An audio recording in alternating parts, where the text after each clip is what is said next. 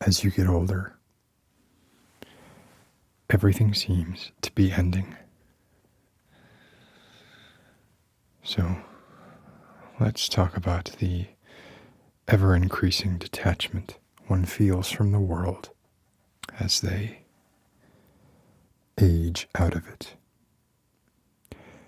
gradually losing their relevance, community, and sense of purpose, funeral by funeral.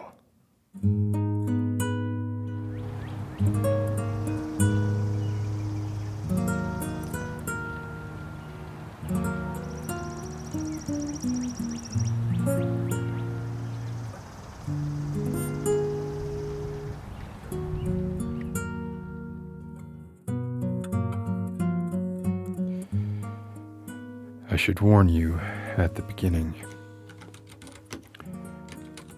that while I have a thesis here, I have no proposed optimistic solution.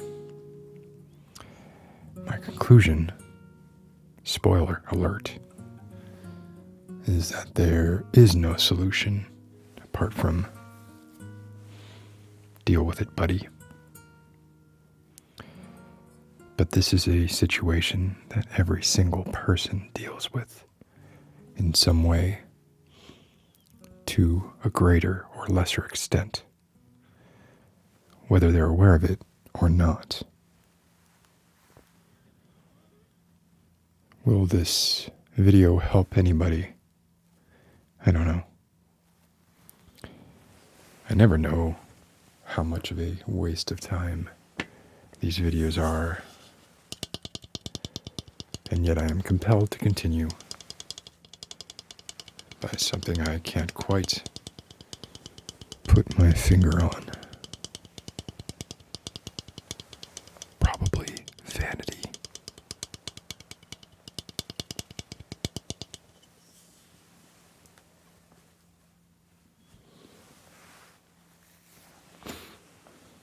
I will say that personally, I enjoy listening to people as they talk through their thought processes on various subjects.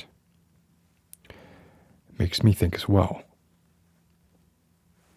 Often it makes me think of counter-arguments, which frequently leads to frustration, as I want to be able to engage with the speaker to say, you're wrong and here's why.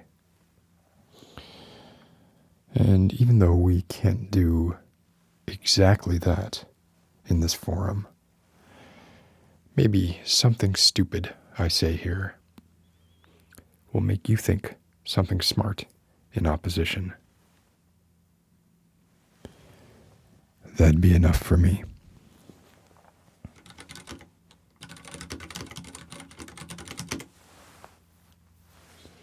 And of course, if you do find yourself with a well thought out and lucid contrary opinion, what better place to voice them than the comments below?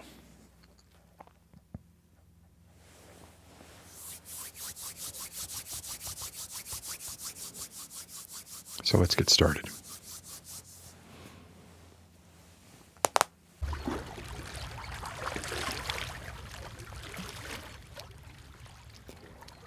When you are born, every single element of your world is new. You are an undefined and unrefined receptor.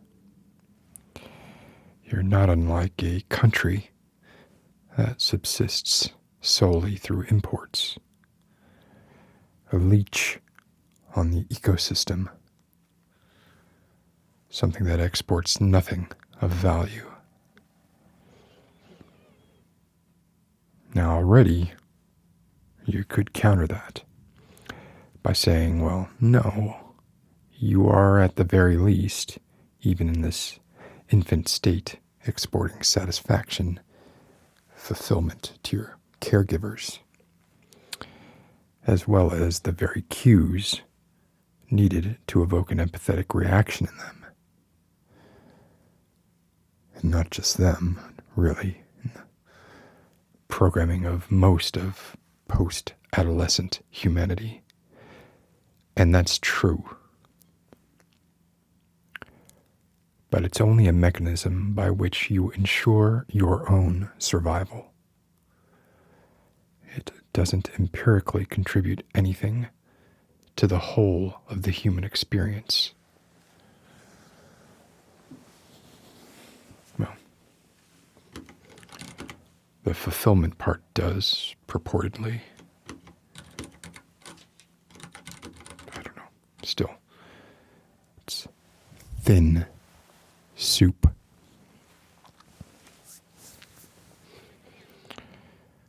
Then, of course, you could delve further down the rabbit hole.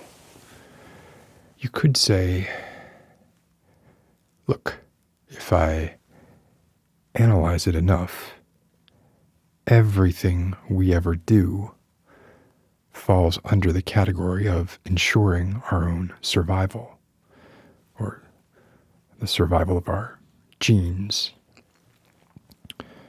So the distinction you called out makes no sense.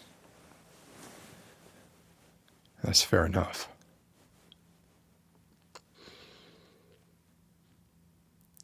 But on the whole, I'd maintain that you're taking much more than you're giving. And in any case, this is tangential to the main thrust of the point I'm trying to make in this video. So I'm just going to leave it at who knows. It's irrelevant.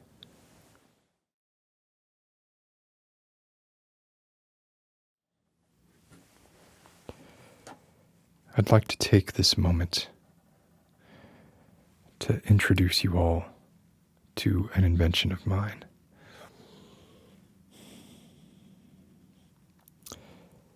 I don't yet know how much of ASMR is actually attached to the way something sounds devoid of its context, or if it's all about context.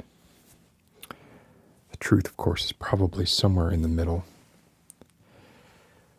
But at any rate, I have constructed a device that emulates an ASMR trigger that I recall from my youth. When I was young, there used to be a way of making popcorn. We had microwaves, but there was a foil pan with a thin aluminum foil sort of coiled around and flattened on the cover. It was full of kernels of corn. You would cook it directly on a stovetop. And as the corn popped, the foil and its framework would expand. The brand name most common was called Jiffy Pop. And because of that, I have called my invention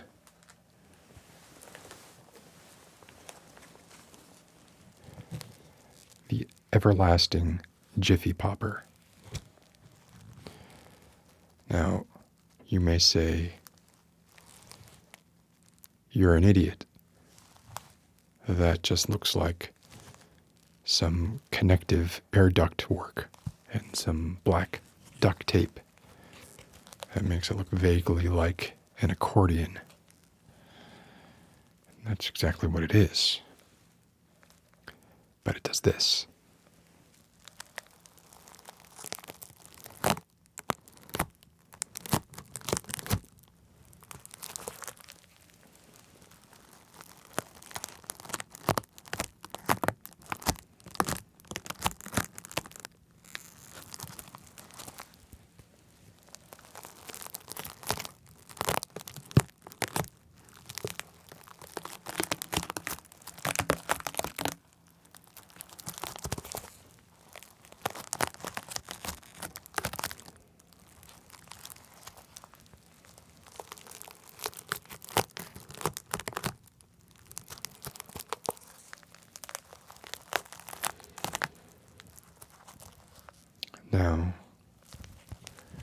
when you cook a pan of Jiffy Pop, the foil expands out in segments like this. Obviously, what's missing from this equation is the popping of the corn kernels itself. And I am planning on incorporating a heating element on the inside, along with a container that would house some few dozen kernels of popcorn, so that the experience can be complete. But for now,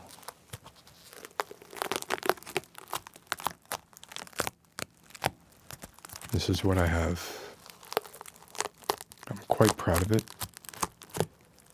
It is patented, and I am a very litigious person.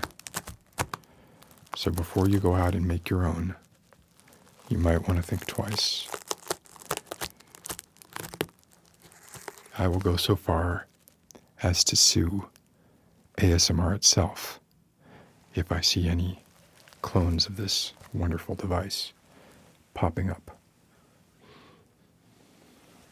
And let me tell you, ASMR's got a lot of money.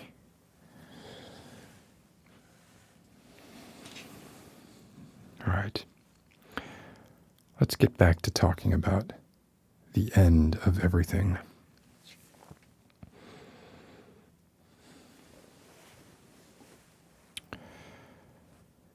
It's just started to rain here, and that's appropriate.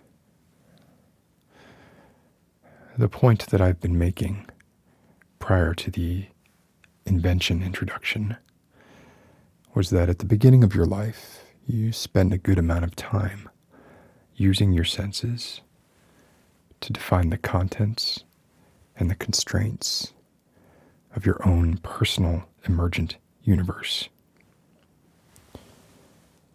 Who is your mum? Who is papa? Or, to be less rigid, who are my caregivers? Recognizing them is of paramount importance. What feels good? What hurts me? What is sadness? What is this flood of neurotransmitters invoking a state we call happiness?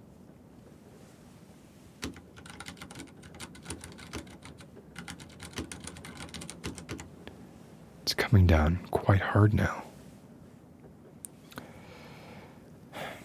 How do I correctly interpret facial expressions? How do I go about associating empathetic responses of my own that will eventually evolve into self-actualization?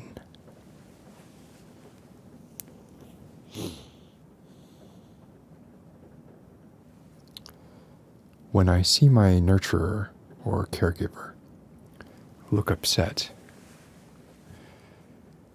it means something I'm doing is wrong, or something bad has happened to me, because I don't yet have enough understanding of the world to accurately interpret something even as obvious as pain without some external entity cueing me in on whether or not it was an acceptable level of pain or an intolerable level of pain. It is, in fact, this reliance on external sources that, at least in part, makes taking advantage of the young such a deplorable enterprise.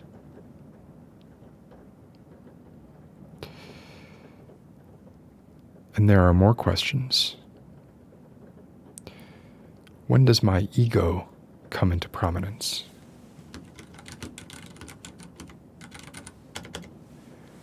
When do I start to manifest a phenomenal self-model? What are the various parameters that form the bars and the concrete walls of the particular but far from unique cell where I will live out my entire life? For the very room one will die in is built, metaphorically speaking, as one progresses through their adolescence.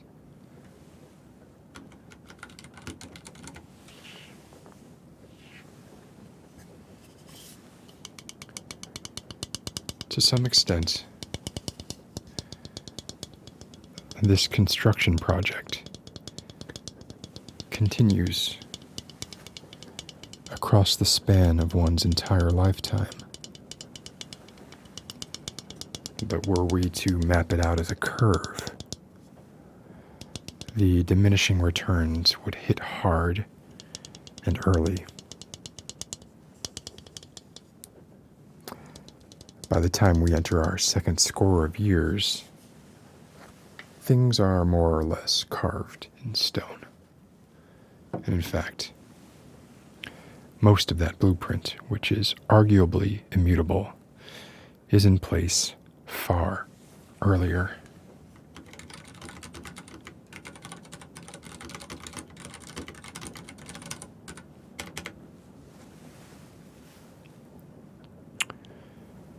Much like evolution itself,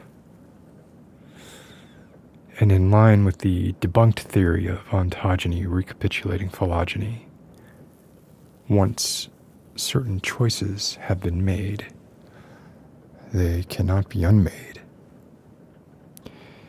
In choosing certain roads, you are also not choosing certain roads.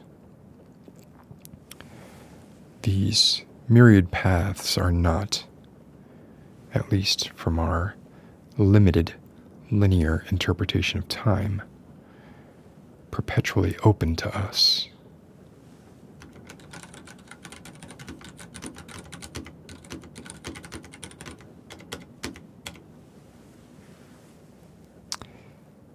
And at some point in our development, we become more efficient machines,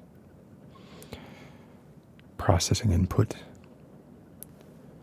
generating some kind of more valuable output. Now, by valuable, I really mean nothing more than determined to be of value by and or to something or someone. It could be one single other person or living creature, or it could be the multitudes of unwashed masses.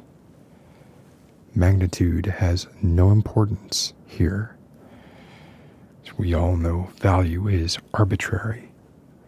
And so I am here choosing to define it as valuable to at least one other creature. Human, arachnid, reptile, insect, what have you.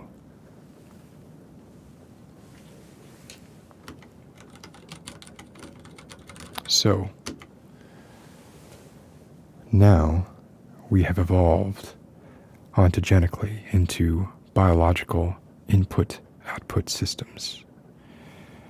And to a large extent, in fact, I would argue entirely, our output is determined by our input, whether it be historical or current. My suspicion, and that of all determinists, is that if we had a truly comprehensive knowledge of the possible paths of where every subatomic particle could go, what line every waveform collapses to, etc., ad infinitum, infinitesimum. If we could do that, then we could map out exactly what a particular being's response would be to any precisely given input. But of course, we don't have anywhere near the kind of brain or machine power to even know what all the variables are, much less to track them and all their complex potential interactions. And even then, finally, and this is possibly the most difficult step, to correctly interpret them. If we do go down that path, we are firmly in the realm of determinism. Humans generally don't like to think about that. So, let's not.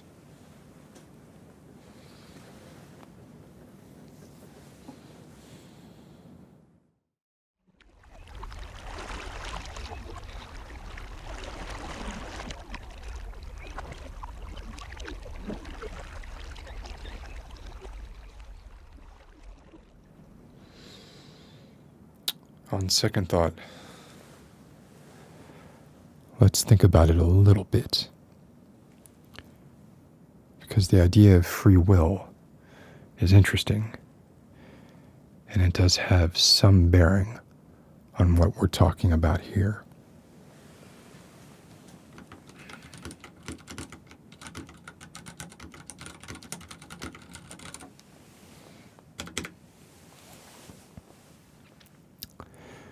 If free will existed, one could, in any situation where a dichotomous choice is presented, choose either one of them. There's the potential, at least, to choose either one. It's the very basis of the idea of free will.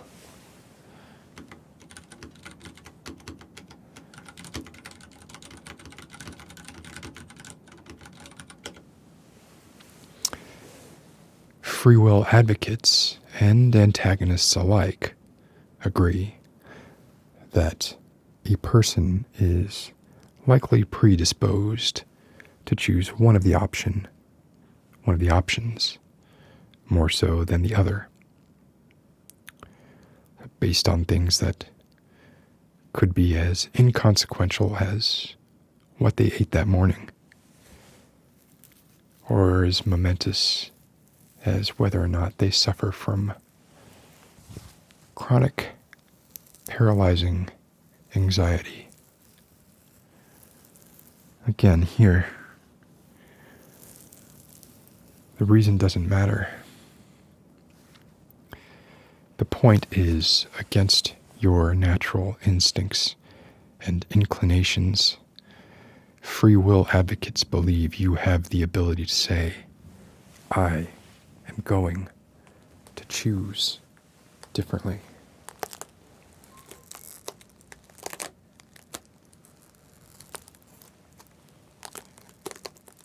And there it is. That on its own sounds like a simple and irrefutable debunking of determinism. But only if we ignore the fact that your rebellious instinct too has an origin, and that just because something feels like spontaneous rebellion, that doesn't make it rebellion. It doesn't make it spontaneous. It could be carefully determined. We would simply have no way to know the difference. For we can choose to go against our nature, but we cannot choose to not have a nature.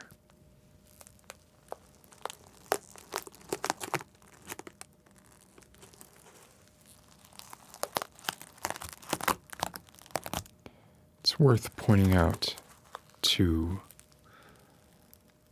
that I am not here speaking about predeterminism. That's a slightly different thing, and while I consider myself a determinist, I do not consider myself a predeterminist. But as we are already deep in one rabbit hole, let's not go into another.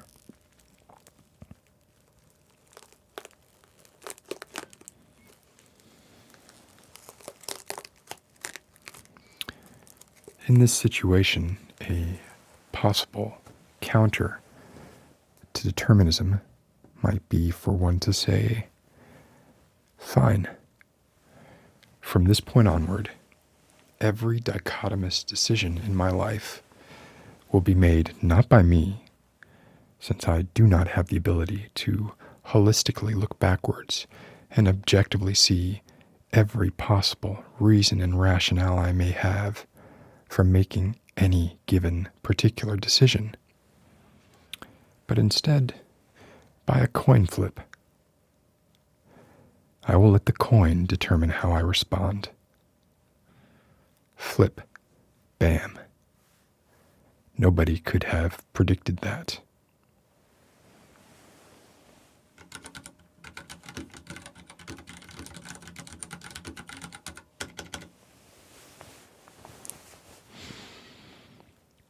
Now let's ignore the fact that disregarding your own life experience when making a decision is a quick way to get yourself dead.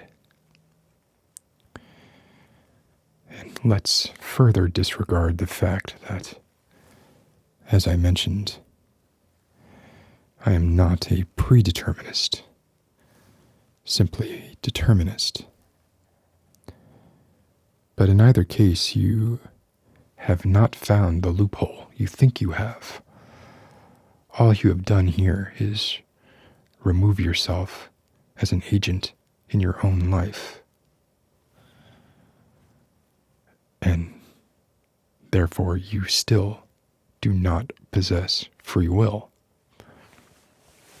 Because I am not positing that your actions cannot be random.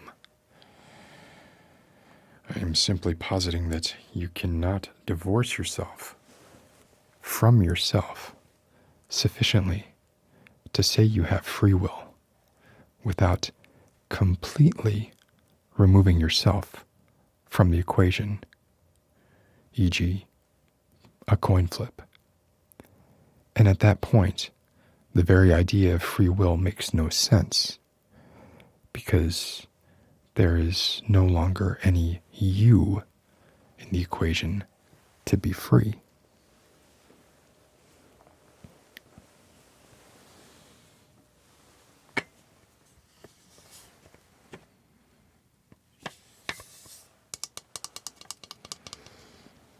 In point of fact, if you're using something as simple as a coin flip to determine the course of your life, you've actually made the determinist's job much, much easier. Because now, all they need to do is solve for the physical uncertainty of a coin state instead of the vast epistemological uncertainty that is the contents of a human's brain.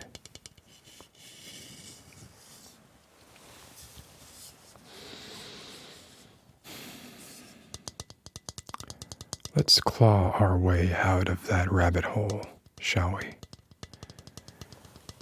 The illusion of choice still stands, as long as we don't examine it too closely. We will operate on an abstracted level, far removed from the nitty-gritty of it all. We know that Jeff doesn't like tiramisu. Ceteris paribus, he's most likely going to say, "No thank you," if we offer Jeff tiramisu. Although there is a non-zero chance that he'll say, "Yes, please, if, since the last time we asked, he's tried a particularly excellent tiramisu, and this intervening experience has bestowed upon Jeff a well-deserved change of heart re Italian coffee-centric desserts. Memo to Jeff. Tiramisu is good.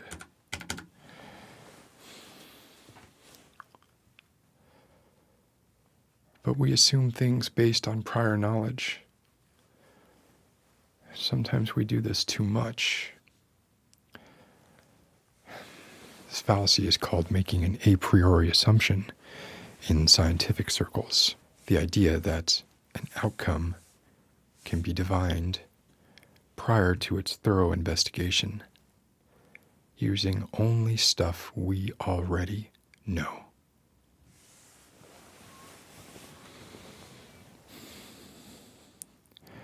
And once we have reached this level of autonomy, hurrahs and kudos sufficiently bestowed, we begin to indulge our own form of living experientially, a priori. That is to say,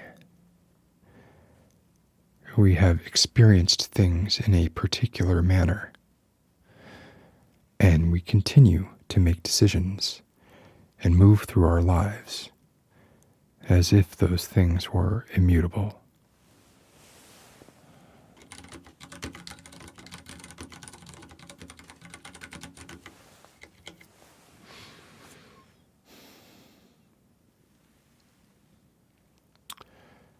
Regardless of how dangerous or counterproductive a priori reasoning is, when one is in uncharted territory, when we are on well-trodden ground, it works reasonably well. Rocks are usually hard. Water is usually wet.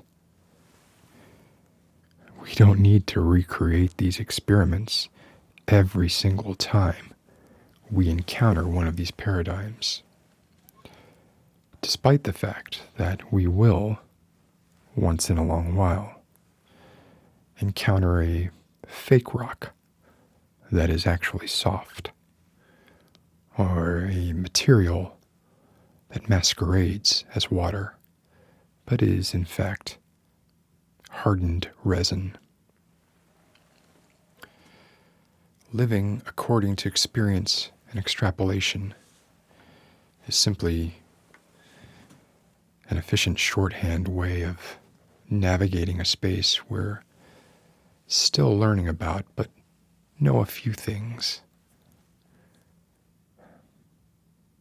It'd be folly to throw the baby out with the bathwater.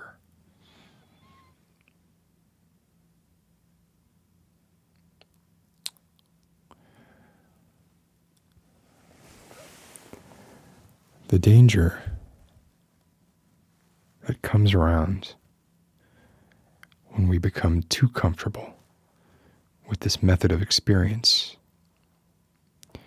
is that persistence is relative. An event that is unlikely in a year might be all but inevitable in a century. So while we are busy constructing these complex frameworks that we want to rely upon to stop us from going mad, parts of that framework are changing, weakening, inverting, disappearing entirely. And we may not even be aware of said change until we run into the premise again by happenstance.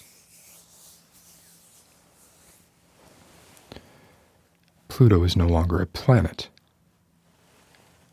Eggs are good for you again. etc.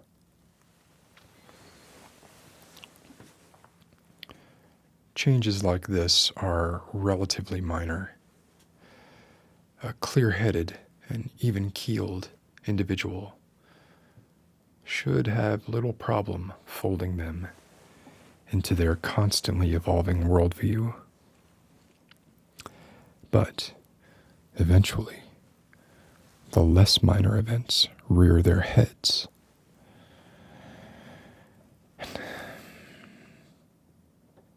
Most of these major events take place in the form of death, because death is traditionally the worst of our imaginings, and it is, unlike the status of the ninth rock from the sun, irreversible. It's not a toggle we can flip on and off based on the capricious winds of culture or planetary scientists.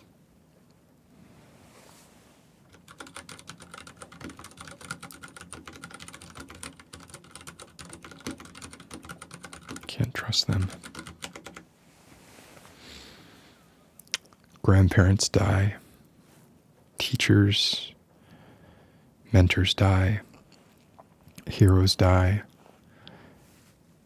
Our parents of our friends die. Our parents die. Our friends die. Siblings and more distant relatives die. We die. Roughly in that order. Now, these events are considerably more difficult to take in stride. At first, they're difficult in part because they're a new experience for us. The idea that we might have to face a world without a particular person consisting of part of its framework doing their job, as it were, doesn't even enter our consciousness when we are very young, unless through tragedy.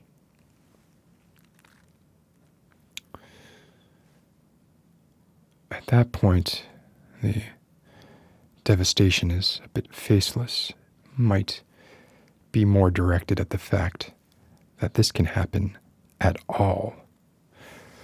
We have just been made aware that there is someone throwing a wrench periodically into the works.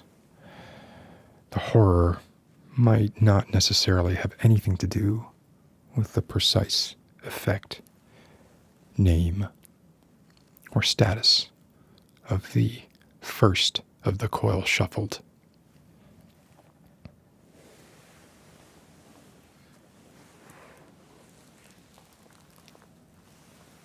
Mine.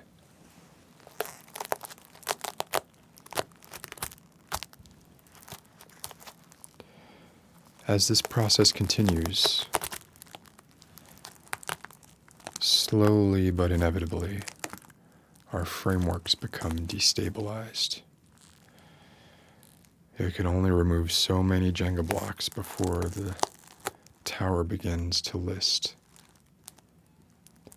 Now, a well-adapted individual will, at the risk of sounding callous, replace the removed Jenga blocks with new ones. New friends, new entertainment icons, children. Children are particularly effective here, as they are the only elements in our metaphorical Tinker Toy universe. Ooh, Jenga blocks, Tinker Toys. I'm mixing my metaphors.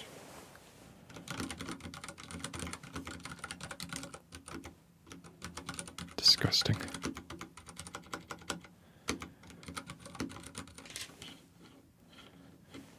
I will chastise myself harshly once this is over.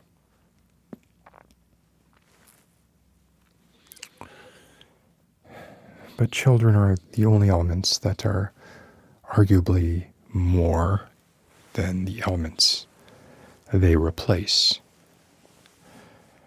They also come with a litany of challenges that can serve to distract us from some of the substandard replacement going on while our heads are turned. Changing diapers, soothing earaches, tolerating tantrums. The list goes on. But children aside, the majority of new materials are much like the abhorrent physical design practice of planned obsolescence. Less durable, less reliable. They do not provide an equivalent level of comfort,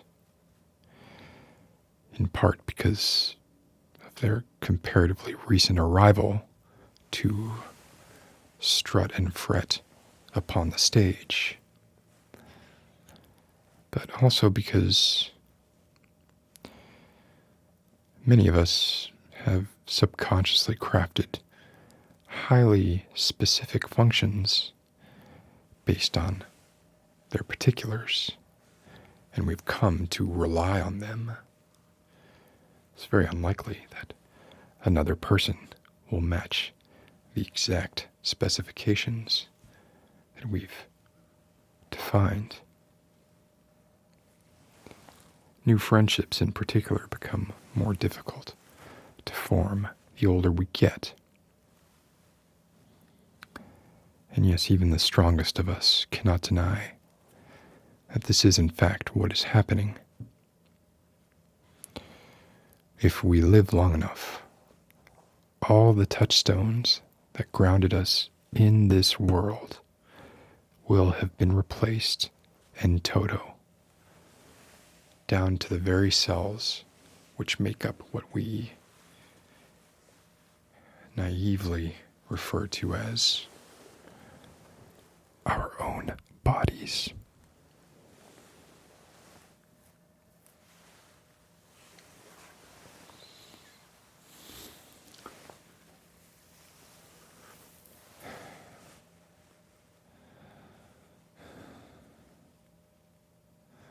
This unraveling does not stop. Its frequency increases exponentially as we age, until it slows down again for sheer lack of victims.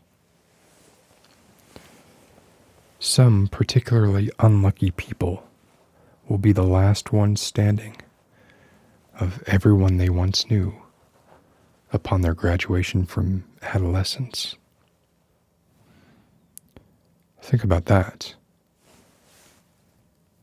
You might be one of them. You grew up with a world of living, breathing touchstones. The vast majority of them are now departed.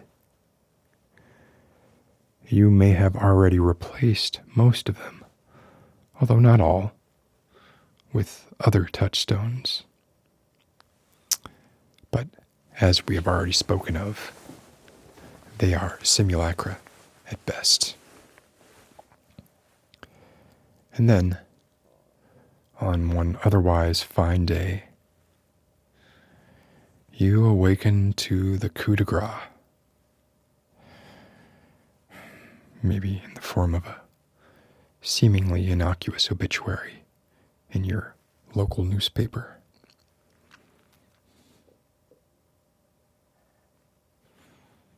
You take note of it. It stirs in you disquieting possibility. It tugs relentlessly at your innards until you are compelled to systematically take stock of your own personal universe. And on doing so, you discover to your horror that of all that was when you began. All that remains is you.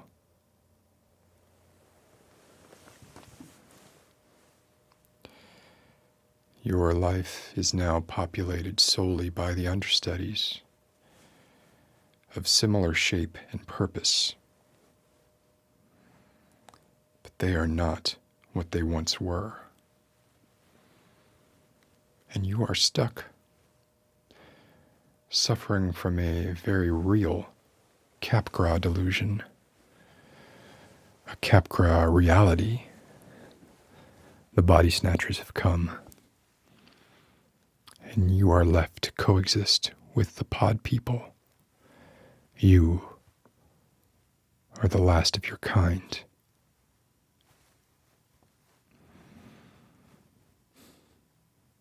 And to make matters even worse, many of these charlatans are not even first-order replacements. Many of them descended several rungs down the line of succession.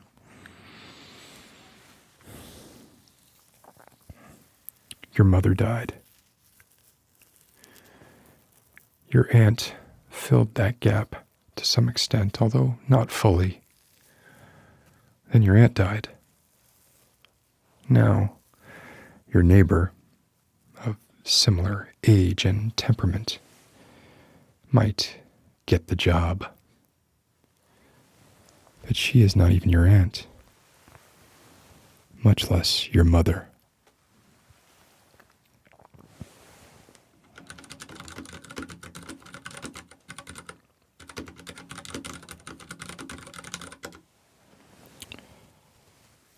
There is some comfort to be found in the fact that only a few of us will be cursed with this extreme circumstance. The rest of us will mercifully stumble through death's door somewhere closer to the center of the curve, representing the mass extinction going on around us while we blithely live our lives.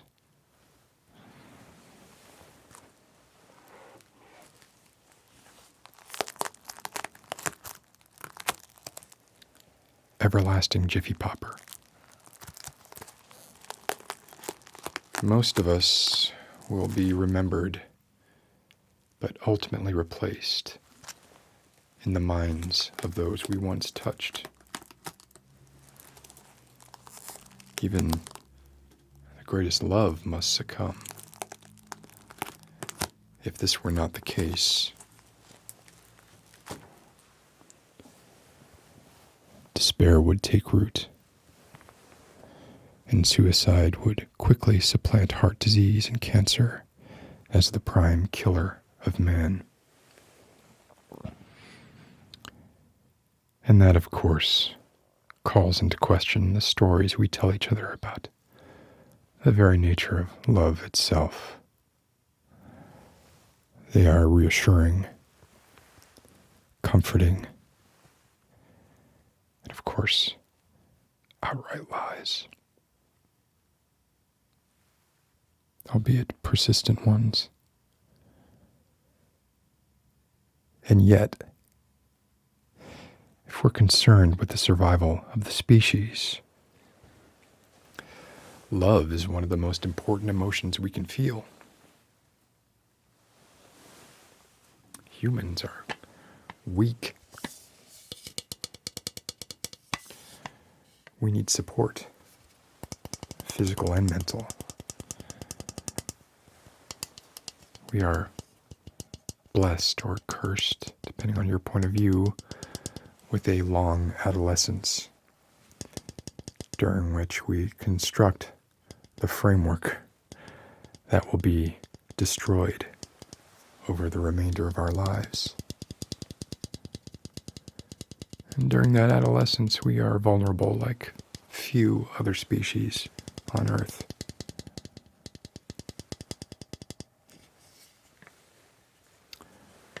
love and commitment help ensure our big self-entertaining networks of neurons have sufficient time to grow, reflect on their own nature, and become neurotic messes in the process.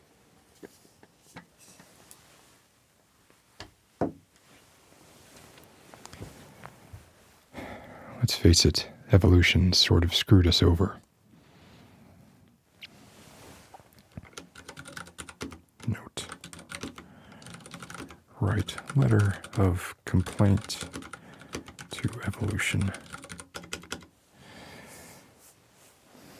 There's an interesting theory about human evolution, one with no evidence to support it, but it's interesting to think about nonetheless. It is this.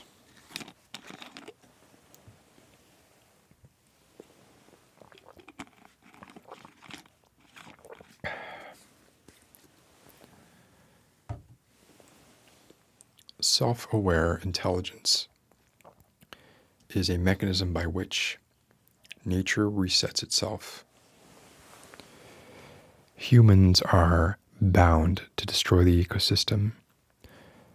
This is the only way we can clear the slate for a new evolution of creatures better equipped to survive the next billion or so years.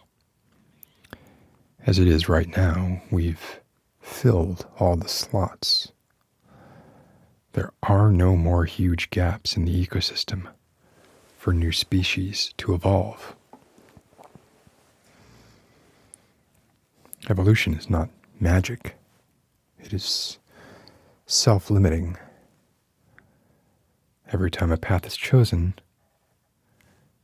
paths are also not chosen. The potential for those paths are closed off. This is why some species evolve themselves into highly specialized evolutionary dead ends. And once they're there, they can't evolve out of them. This is part of the problem with equating evolution with progress. It isn't progress. It's change. Some of that change is advantageous. Some of it is not. Some of it is advantageous for a time, but ultimately becomes atavistic and a disadvantage. For example, the appendix. The point is, there can't be another Cambrian explosion unless that explosion is preceded by an equivalent extinction event. It's possible that an eventual imbalance between species resulting in the destruction of most of them is essential to the long-term success of life. I mean, cosmically long-term. And in that case, we are fulfilling our destiny when we poison the atmosphere, destroy the majority of the planet, as long as we destroy ourselves in the process as well.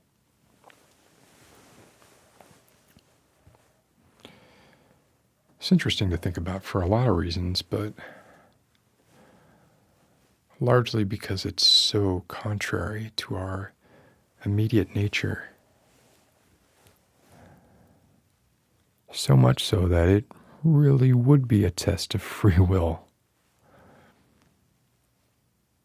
If we were to set into motion, via the curse of consciousness, that Pandora's box that can never be shut.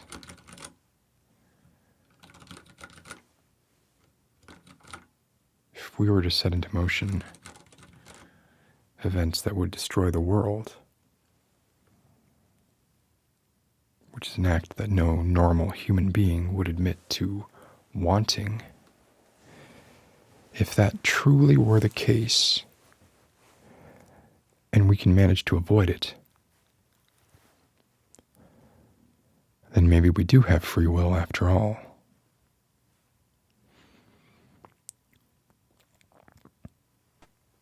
I have my doubts. My advice is to enjoy your time on deck while your framework still floats. Play some shuffleboard, gamble, have sex, eat, drink, whatever you like. When the ship becomes lifeboats, when the lifeboats become life preservers, when the life preservers become flotsam, and finally, when flotsam becomes treading water, scan the horizon, chuckle at the inanity of it all, and just stop swimming.